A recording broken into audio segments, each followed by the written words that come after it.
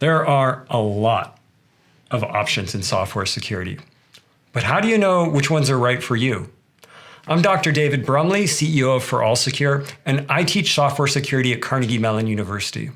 Now, these are great books, and they can teach you a lot, but they don't really go over the pros and cons of using different techniques in practice.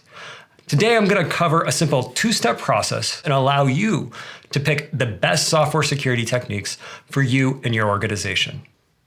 Okay, when we're talking about software security analysis, the first question you need to ask yourself is, do you prioritize finding vulnerabilities in the third-party code you may be using or your own code that you're writing? This is a critical question because when we look at third-party dependencies, this is code that we didn't write, and so we're looking for known vulnerabilities. The way these tools work is they keep a big index of all known vulnerable software packages, libraries, and programs. And essentially it's just a match, a version check to see if the version you have matches something on the list. When we're looking at analyzing your own code, we're looking for unknown vulnerabilities. And that just makes sense because it's code that you just wrote. Now, the second question you want to ask yourself is, do you prioritize definite vulnerabilities, things that you're certain of, or are you going to prioritize having a long list of vulnerabilities where some of them may turn out to not be real? We can apply this question to both categories. When we're looking at dependencies, we can first ask, hey, we want to find a long list of possible vulnerabilities in the dependencies we use.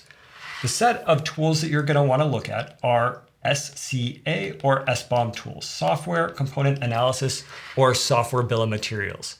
These tools are designed to scan your system or your build, find everything that you're using and match it against a database of known vulnerabilities. If you want to be sure of the vulnerabilities that you find, or surer, the category is typically called vulnerability management.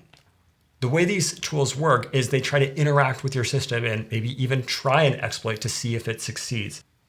Now, when we ask this question about our own code, the code that we're writing, again, we can try to get a list of possible vulnerabilities. And the way these tools typically work is they scan your source code, they do a one-time scan, and try to identify suspicious patterns.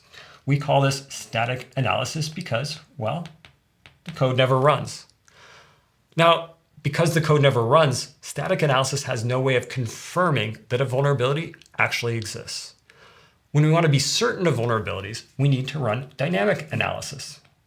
Dynamic analysis actually runs the software and confirms that it can exploit a brand new discovered vulnerability before it reports anything to you. I hope you found this useful, the 4 corners of software security. If you're interested in learning more, give our product Mayhem a free try.